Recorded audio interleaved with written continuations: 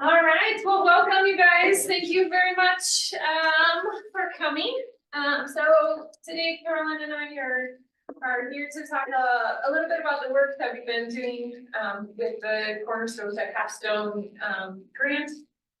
Specifically, Carolyn and I are what are team leads, facilitators. I'm not sure exactly. It's changed through the years what our title is, but we're in charge of sort of researching high impact practices associated with capstone courses, and then hoping to bring those high impact practices into out of state curriculum. So I think you guys know me. I'm from the psychology department.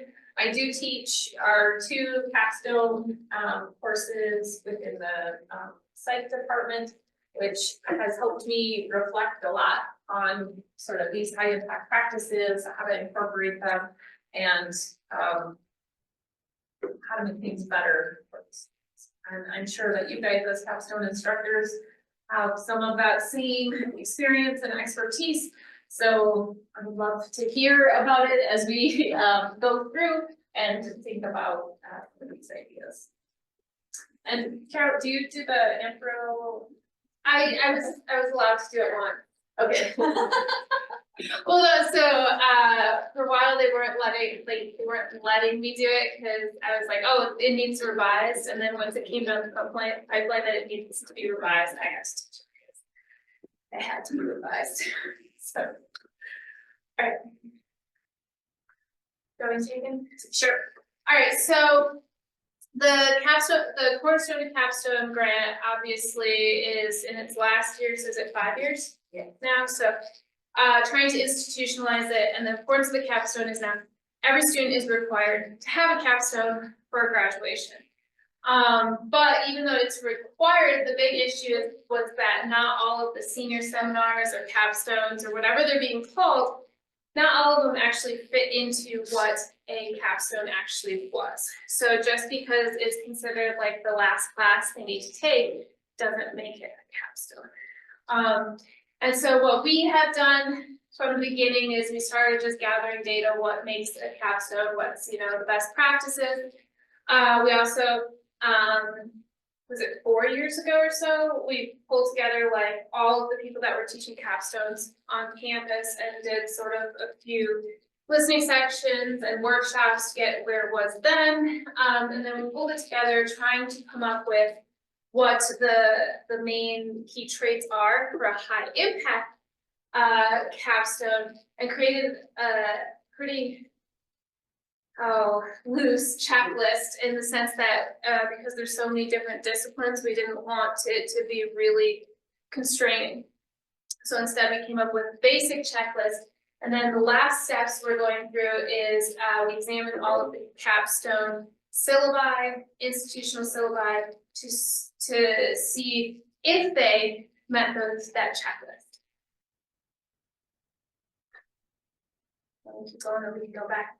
Either way, we can go back and forth. We don't really know. So, really, the idea, and as we have done our listening sessions, gathered data, thought about capstone courses, was to try to get some standardized definitions of like how do we view the capstone course out of state, and then what are our expectations for people. So in one of the first things that we took out away from the listening sessions that we completed were just different departmental views about what the capstone course is actually set out to do for students, and from a general sense, what's kind of our standardized definition. So based on our feedback, and then also some book studies that we did, we came up with this idea that the capstone should be a culminating experience. It should be transformative for the student, and it should get them to the point where they're ready to move from the world of being a student into the world of a professional. And the goal really is that as the student is engaged in this transformative learning experience, that they are getting exposed to these different types of elements here. So in our work, we have discovered that there are some departments who really do an excellent job of including all of these elements and providing a really high impact situation for students.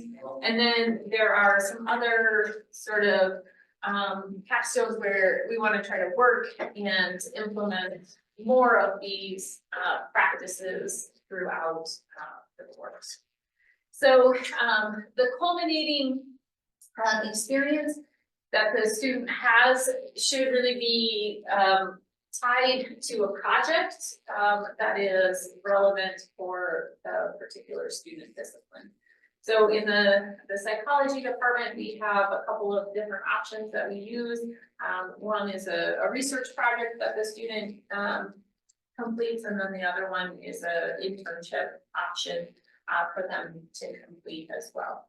And we do encourage public presentation of those projects and try to get people out to the world in talking about what we did and why it was important.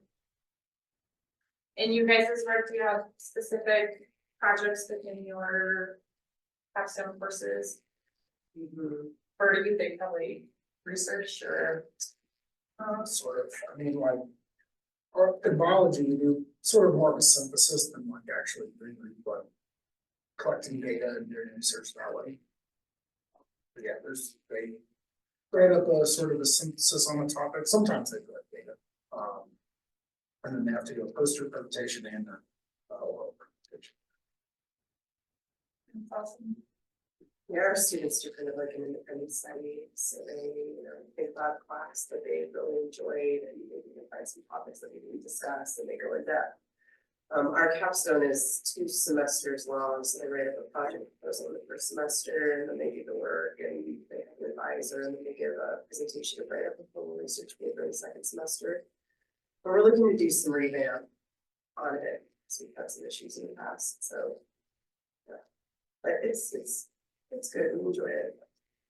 We have that same sort of 2-semester system too, and I think it works well to a certain extent, but I'd say there are some things that could maybe model better and improve how the projects get completed and what happened across the different semesters. Sometimes Yeah, it's very uneven. yeah. There are like students do nothing, and then it's like, oh my god. Yeah. I got a huge project due in 2 weeks and I haven't done anything, and so we could probably pace the whole thing a little bit better. Yeah, well, and we only have the 1 semester, and so it's still the same, like, Yeah, sure. kind of thing. I did better when I did it, because I made them have specific check-in, but what I ran into is that, like, at the end, they didn't quite have enough time to really Yeah, get the product, like, so Right. like 1 semester, even though we piecemealed through it, they just didn't seem to have enough time to yeah. actually get a solid product. It was like, oh, just a little bit more time, this would have been epic, now it's like, it's good. Yeah, so the project is really a lot of times the focal point, I think, of the capstone in creating that transformative learning experience and allowing the student to do the work to become a professional within the field, or to be able to have a project that they can then present to an employer and talk about how they gain skills through that project. The other thing that we're hoping that goes on along with the completion of that project is these other elements being sort of tossed in there, and the faculty providing really a lot of mentoring support for the student as they're completing that project. So in my research courses, that mentoring is it's really sort of in depth. The student is doing the project for the first time. They might not always know exactly what they're supposed to do or how they're supposed to do it, so they do need a little bit more help and support as they're doing that. Part of that also should include an e-portfolio submission too. So the capstone is really the place where the student is getting checked out that they do have an e-portfolio, that they met the e-portfolio graduation, requirements as well, so, can be helpful to use e-portfolio throughout, for, different assignments and help them prepare. We also do, want to see that the student is getting, assessed in some way, throughout the capstone course.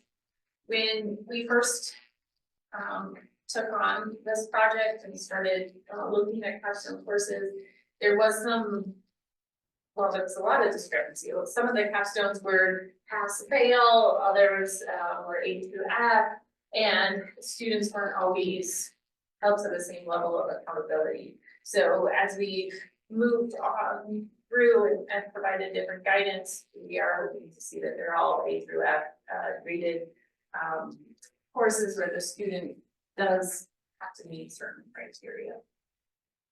And then, the other thing that maybe is more important for the faculty teaching the course is this idea of prepping the student, before they get to the capstone. So, when you have a student who's underprepared or not really ready to take on that project, it can be difficult for both the faculty and the student to get through it. The better prepared, more skills they have when they come, better outcomes.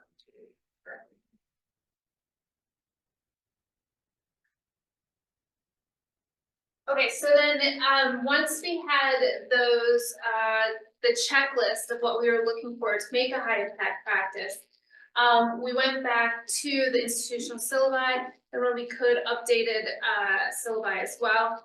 And so we looked for these 5 components. We could not look for if they were prepared across the curriculum, because that's like the program maps, not in institutional syllabi. So we looked to see if the syllabi mentioned a project, public presentation of it, self-reflection, mentorship, and e-portfolio. Okay, and so those were the 5 that we looked for that tied into the high impact practices. And so we looked at 23 syllabi and from 17 different departments. The caveat here is that we looked at the syllabi, and how the class is taught is not necessarily represented in the syllabi. And we know that, right? And so the next step will be to make sure it's updated against that.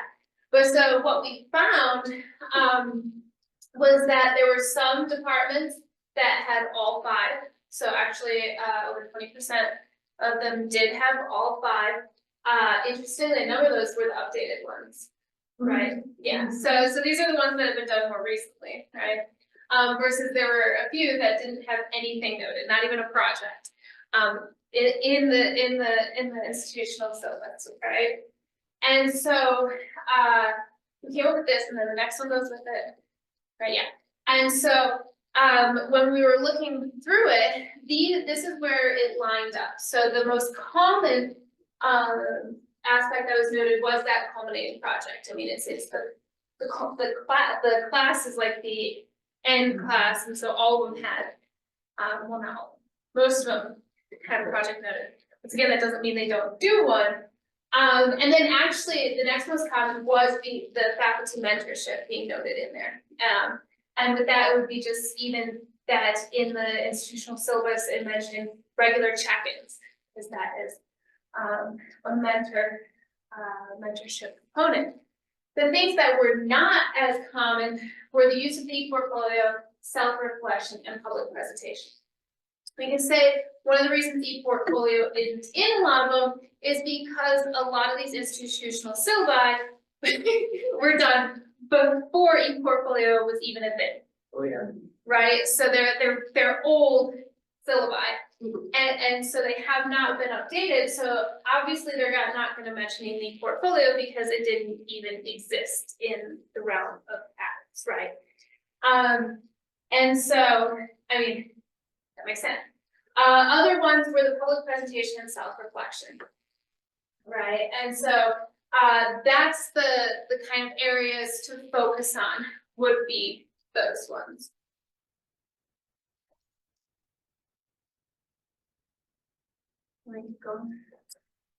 I think either way, I can take over.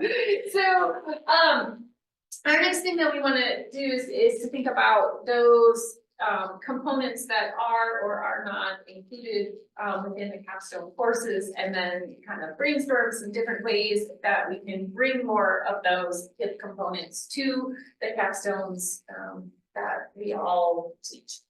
So, just sort of think about your capstone course, and then what sort of components you do or don't have. Again, this is our sort of, checklist. Think about in your capstone, what's the culminating project look like, sort of talk about that. And then those 4 elements: public presentation, the self-reflection, the mentorship, and the portfolio as well. I know you already mentioned the bio, that you have that public presentation and the mentorship. Then thinking about if you have these 2 components in it, because, and the e-portfolio is the newer one, just because that's you start the e-portfolio in FYS, and then the capstone is where you finish it off. And so the other component of that would be, is that the place in your program where you're also double checking that, oh, the resume they have in there is not 4 years old. Right, so is that going to be the touch point for that? Do you guys even touch on the e-portfolio in yours?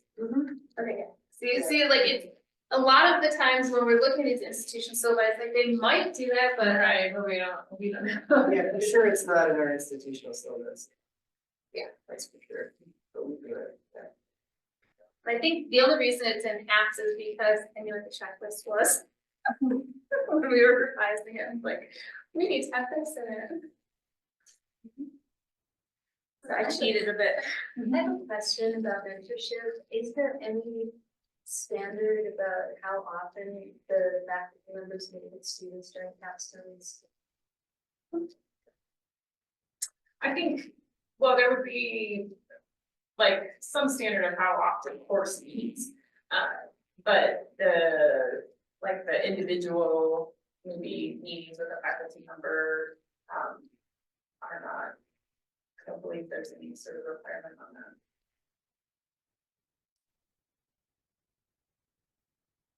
And maybe, is there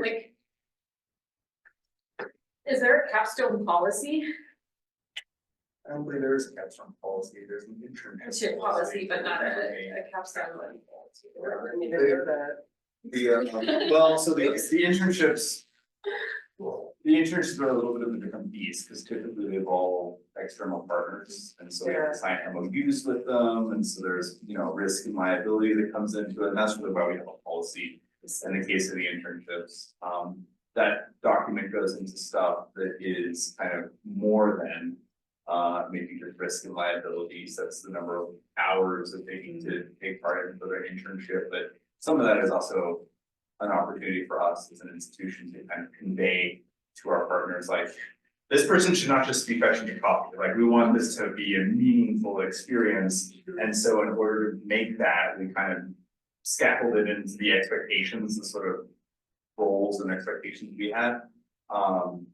Because capstones are fully in-house, there hasn't really been that perceived need, so.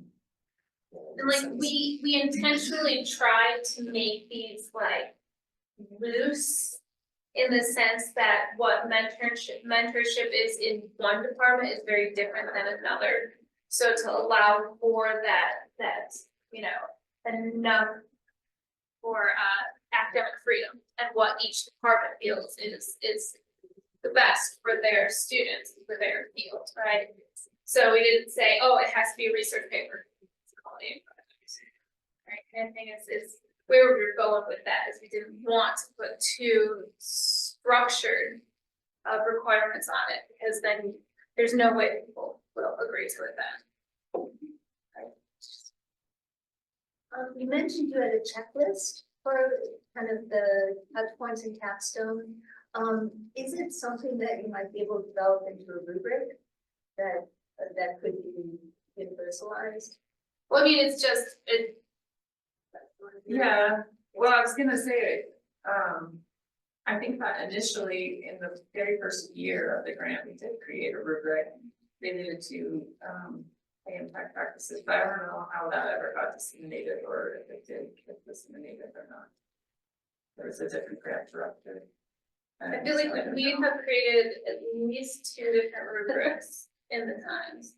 And then there was more pushback when it was like very specific rubrics. So we went with just checklists, because then it's like, is it there, is it not? Is it noted in the syllabus, is it outlined in the syllabus kind of thing?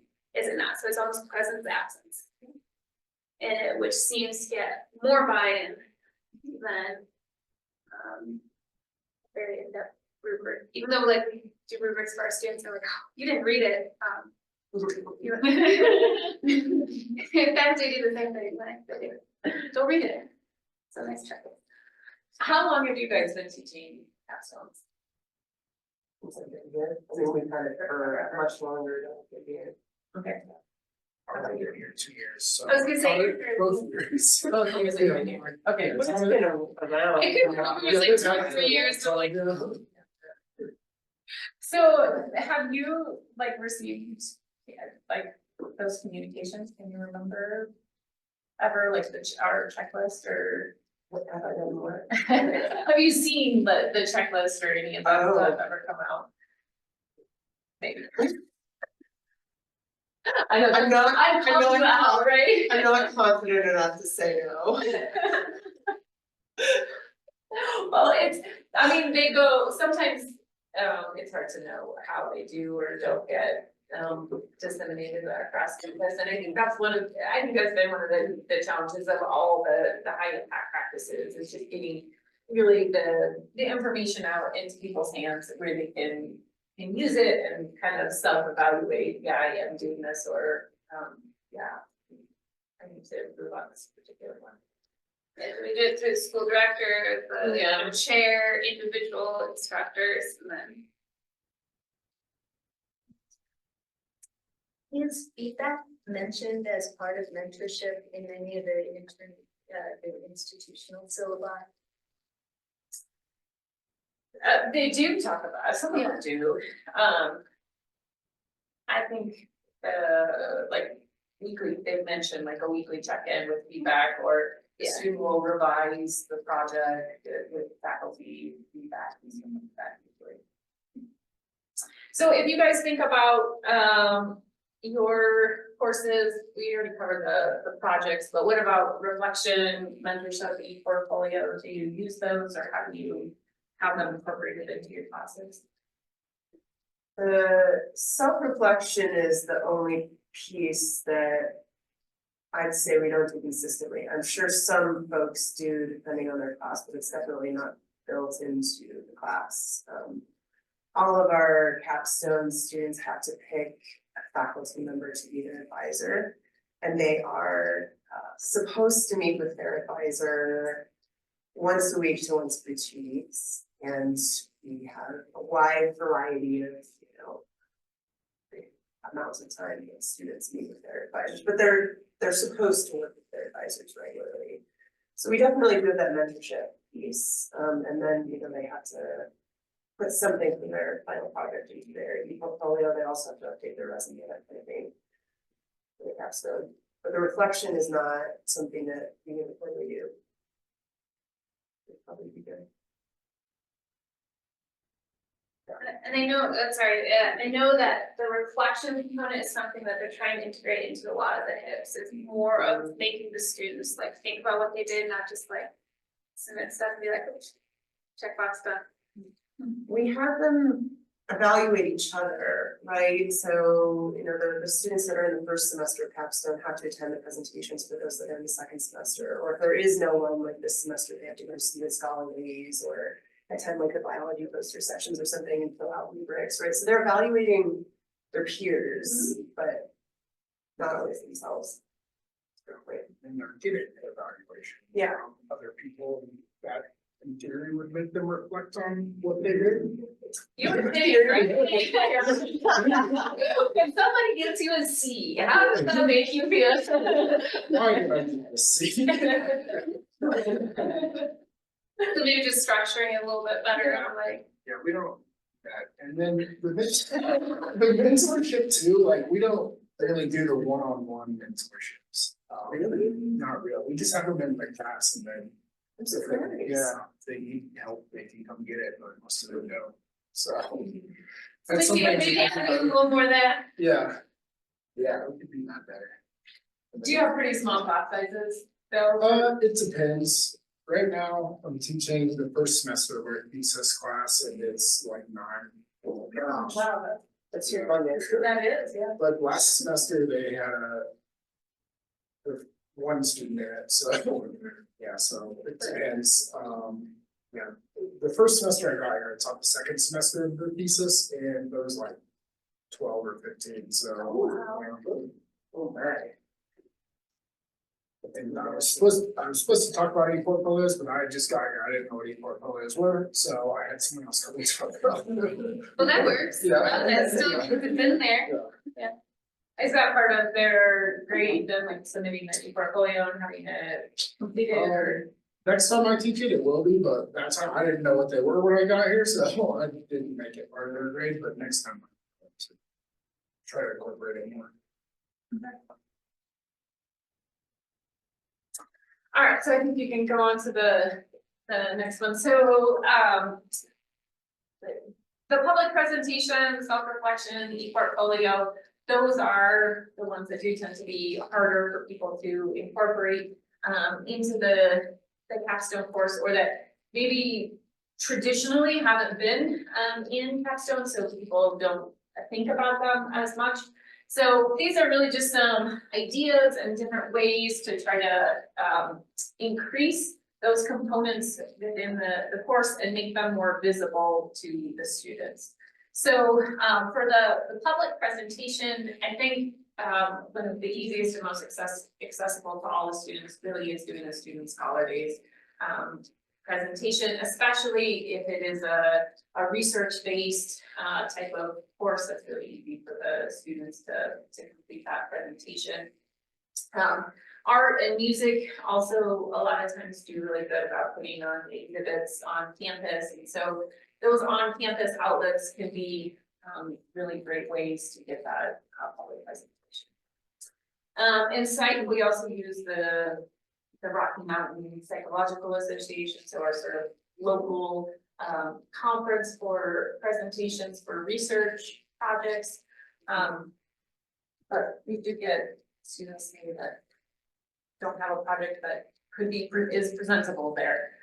So you do have to get maybe creative, and sometimes local organizations and your own sort of departmental club can be really great places for those students to present to as well.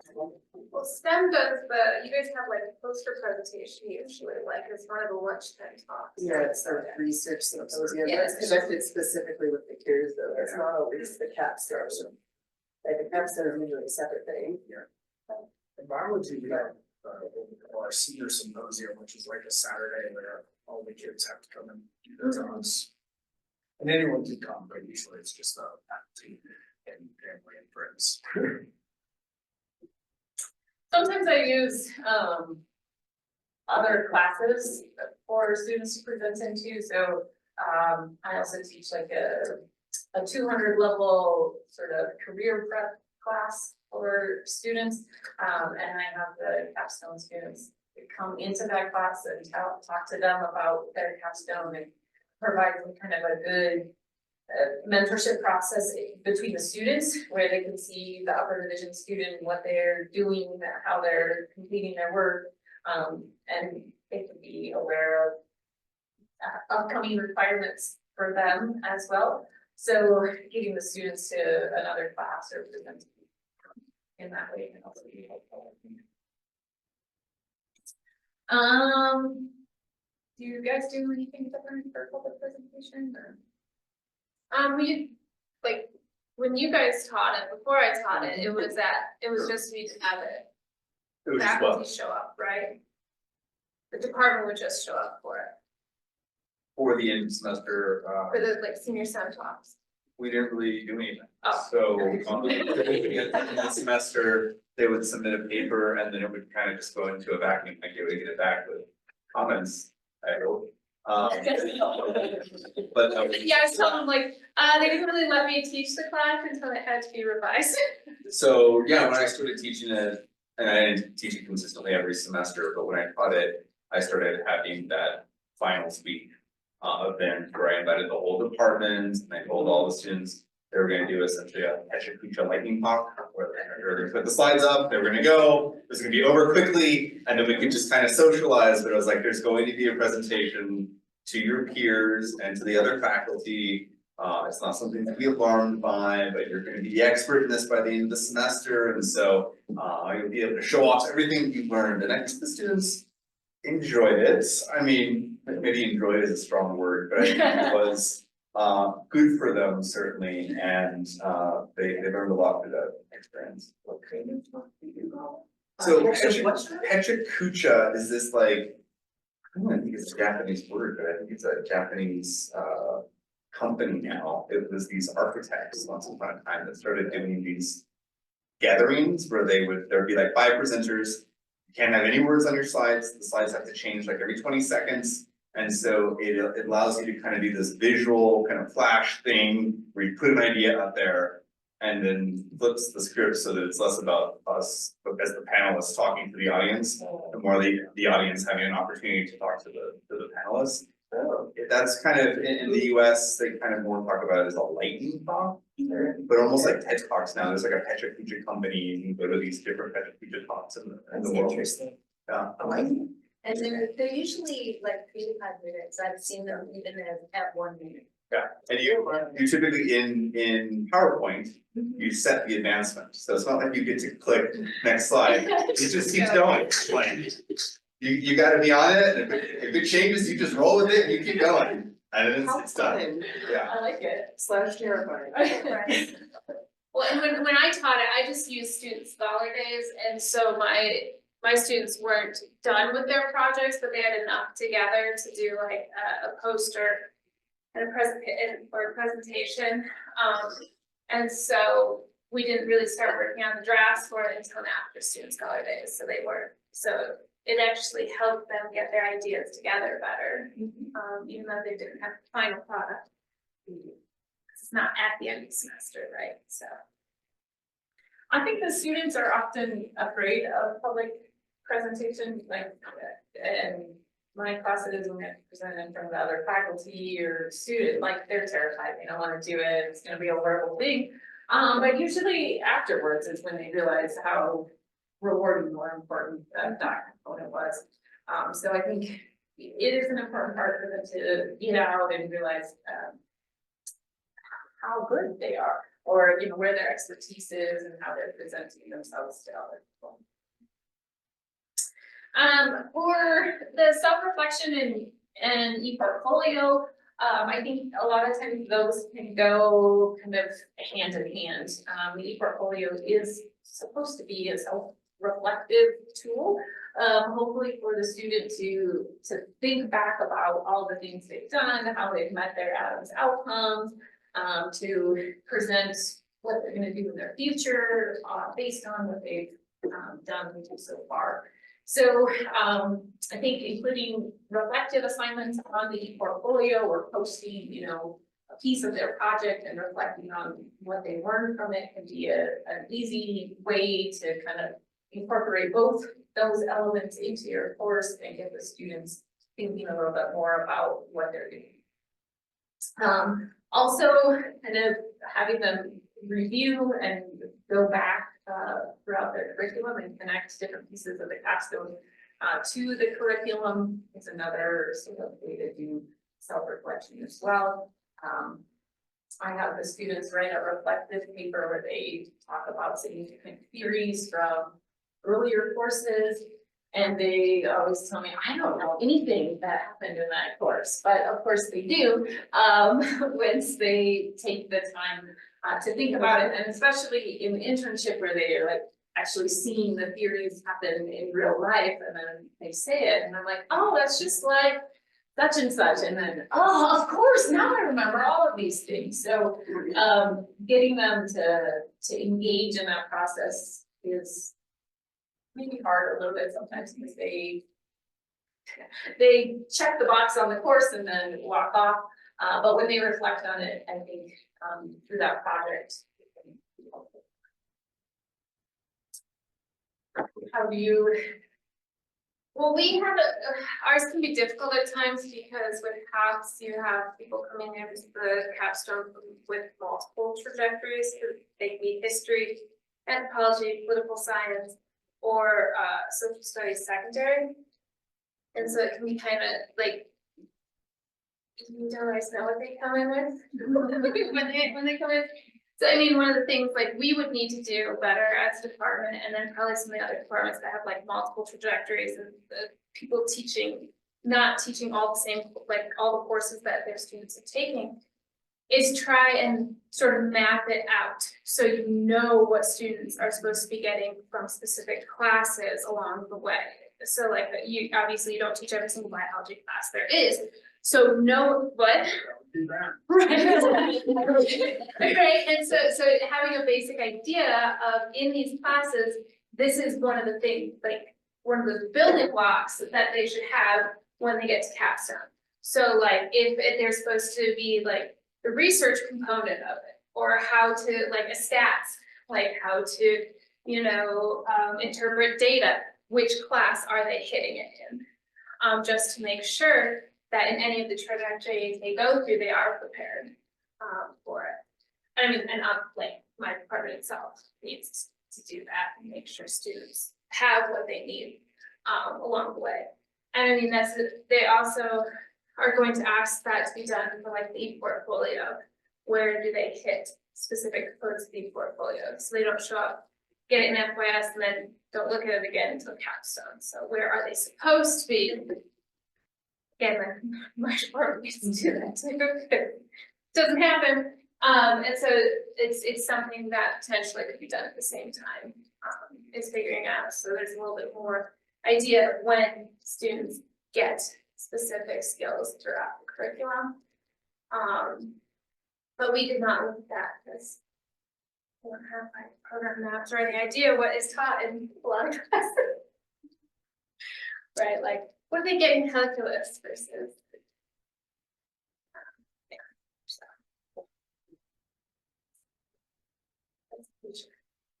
Yeah. So it goes to, that leads into the next step. So, for specifically the capstone, one of the main things that needs to be done is revising the institutional syllabus. Like when we were going through, there was something like 2017. I think there's Even earlier than that. Yeah. Well, I swear in math, there was like, 2010. in math, there might have been one from like 2007 or something like that. Okay. Yep. I'm looking at them all, but yeah, for sure that's. Yeah, there was one that That's for sure. definitely was not a double digit 2001. Is it 2021 or is it 2022? For the syllabus revision. Yeah. So this is a little bit confusing. So basically we want them confirmed within the past 5 years as of the 2027 visit. So I've been saying anything before 2022 should be revised. But essentially 2021 is where that starts, right? Before 2022. Right, 'cause it should be including 2021. Right. Yeah. But to your point about there are some that haven't been updated since 2016, Oh, yeah. it's less the ones on the cusp that I'm worried about, it's more the ones that Yeah. are like 15 years old. Yeah, like yeah, because that's when we were like, I doubt it's still being taught this way. But so for on the capstone side of things, the institutional syllabus should be updated to include those capstone components. And it's partially tied to like, if you have an incoming faculty, because we all know the turnover here, that they can look at that syllabus and be like, oh, these are the things I have to, like, when you showed up and you're like, I don't know what like the need portfolio was or what needed to be in it. So making sure that if you don't have to teach it next semester, somebody else can go in and be like, oh, these are the things I need to include. So are you saying that all 5 components need to be in the institutional syllabus, not just in the course, but all 5 need to be in the institutional That's the syllabus. idea, yeah, That's the idea and the requirement. that's the. I just wanna be, I don't know if I can say it's a requirement, well, but Nick probably can, right? yeah, that's why I'm like over here to the person. So what's the specific requirement of the question? I'm just like wondering if the you have- project, the culminating project, the public presentation, the mentorship, the self-reflection, the portfolio. All 5 need to be not just in the course, but in the institutional syllabus for every Yes. capstone. That's what you're saying? Yes. Okay, I Um, just wanna be clear. you know, I mean, a few caveats there, is HLC gonna look at the institutional syllabus and say, oh my gosh, this is, this, we're gonna fail the entire accreditation? No, this is mostly us following through, committing to what we said we were gonna do every so many years ago, right? So once upon a time, there was a faculty vote. We're going to institute capstones. It's been a long process of us learning about what that fully means like, to what that means to fully do. And analyze, you know, in the case of each department, like what does that actually look like? Cause that could mean several different things, and maybe for this particular program, given the curriculum that exists before the capstone course, could look a certain way. And so I think we, and by we, I mean, not just Margaret and me, but academic affairs in general over the past, gosh, like 7 years that this has been underway, has been a little bit hesitant about imposing like very firm guidelines. But I think taking the meaningful steps to incorporate those 5 traits, I mean, you could incorporate like 8, like there's a whole long list, but 5 I think is a good reasonable number for a semester long course. And we do more of those things than we have in our institutional syllabus, and ours is way out of date anyway, right? So we're doing that, I just, you know, Yeah, it's not like all of that stuff makes it into the Yeah. institutional syllabus, even if you do it in practice, right? Right. So the idea would be like, if we get around to having, because one of the ideas was that those courses that fit the requirements for a high path practice would be noted somewhere kind of thing. And so if those are clearly stated in the institutional syllabus, it's like, okay, check mark. They do them. It's just representing what you do, already do. Are you saying that we have, that something else, just including those 5 steps automatically labels it as a hip thing, or is that something we have to also put in our syllabus that like this satisfies the requirements for capstone, you know what I'm saying? Like, how are you checking that something See, then I- gets this hip tag? As, right? like, my recommendation during our retreat was to have a bullet in the institutional syllabus that clearly has you saying, This is a this hip- is, this Hip hip. capstone. Exactly, that's what I said, there needs to be a bullet line in there so that people know they need to say it, so that when you go through, it's just there. I see. And It's I not would there. strongly encourage even in the title. Right, so like PAPS as a senior seminar that is in the process of being changed over to a senior capstone. So explicitly mentioned in there too. I think it's useful for students to see like, oh, This, I'm actually taking the capstones. I suspect many of them, you know, even though they've taken a class and it kind of feels somewhat culminating. If you were to ask them, hey, did you have a capstone? They would say no, right? Because it's like, I never signed up for a class that has that word on it. I've never seen that on my transcript. Like, I'm pretty sure I never did that. But I think having that in the title and also in the description is a good way to convey to students like, this is what you're doing. It's a pretty big deal. I mean, a good number of them will go and talk with their advisor, and their advisor's like, you need to take the capstone, right? They don't call it that, they call it whatever the department thing is. They go and they sign up for it. They never read the description, like catalog, right? And they're oblivious to the fact that it's buried in the description that that's what it is. So I think it's good practice for kind of transparency and visibility, to put it in the title so that students very clearly see, oh, like, I'm doing it, this is a thing. Yeah, ours is called capstone at least, so we've got that. I think that's part of the self-reflective component too, of the student like really realizing like what this actually is and what the need for that self-reflection within the course is, that the student gets the value of it and learn, you know, what does it mean, how will this help me later on. And total humor, you know, one of the things that we're at a stage now where we have a lot of capstones, we would call them capstones.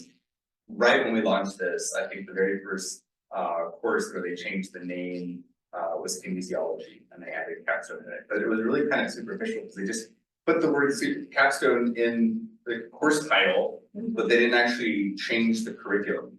There's been more work since that time, but it was, you know, kind of cart before the horse, you know, what needs to come first? Does the content of the course need to be redeveloped before you can call it a capstone, or do you call it a capstone and then start redeveloping the curriculum? We have a lot of capstones now that just aren't capstone in name, but are nonetheless really robust, culminating experiences. Or they, and they don't have it in the institutional syllabus, so it's not like outside of the department where it's taught, it's not known that you're doing it. Yeah, I think the other thing is that when we look at high impact practice in the capstones, it also shows up in SE. And so also the way that the university is evaluated, students don't realize they're doing a high impact practice, don't know that they're doing capstone, they're gonna not respond that they did that. And then that shows, it seems like we're not doing something that we're actually doing.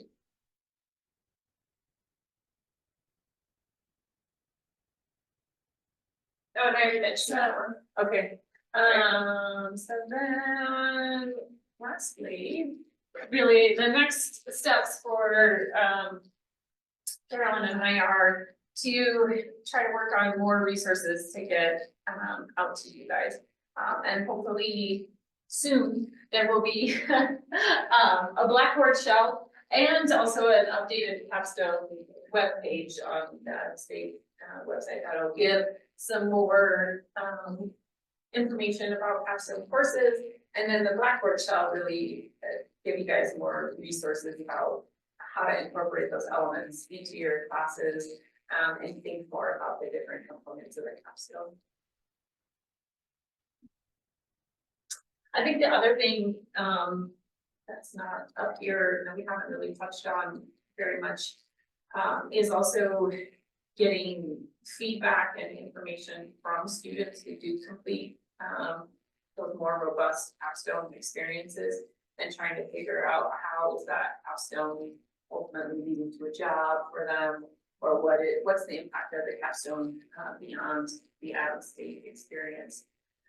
And I don't know if any of you guys do that within your departments, if you ever follow up with the students, or if you have any sort of sense of. But yeah, we try to, Sure. like in the 5-year program review or whatever, we try to find students and then, you know, have some things to include in our program review, but we don't do a very good job of collecting data on them.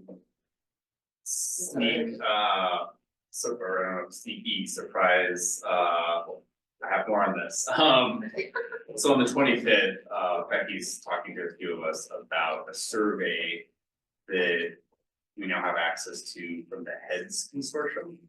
And it is a kind of exit survey, so that they have an alumni survey. We're not ready to roll that out because our alumni database is not very good, to be honest, but it's getting better. But this survey would essentially ask exiting students, do you feel as though the curriculum has prepared you for life after college? It's a little bit hard for them to know because they haven't arrived there yet.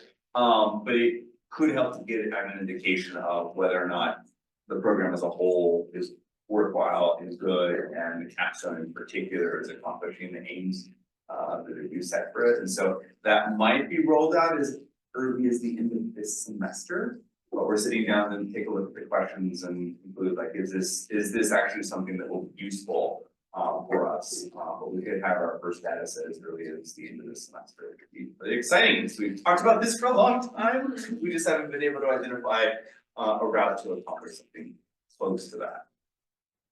Yeah. I think that's important to, especially as you think about revising your capstone and what you can add to it, is getting that student feedback of, is it a good addition, or how did it impact them? Well, our students used to have to do like was it the senior test? What was it called? Their senior test where they just had to do random essays from like 4 of the different classes they've taken. We call them senior exams, yeah. when those went away, they were all happy. The students, yeah, it's kind of a terrifying when you get to them, I think. So, Well, the issue with it was like, okay, answer an essay on this question here, this question here, this question here, and this question over here. When it's a culminating experience, it's supposed to pull together everything they learned, when that was just cutting it back apart into like, this question type, this one class we took one time.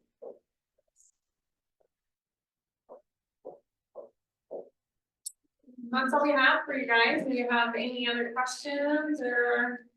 Anything you're down to about questions?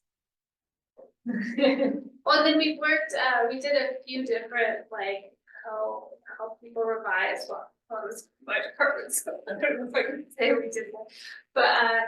But, revising, if you guys need any help, go back to it again. Well, thank you so much.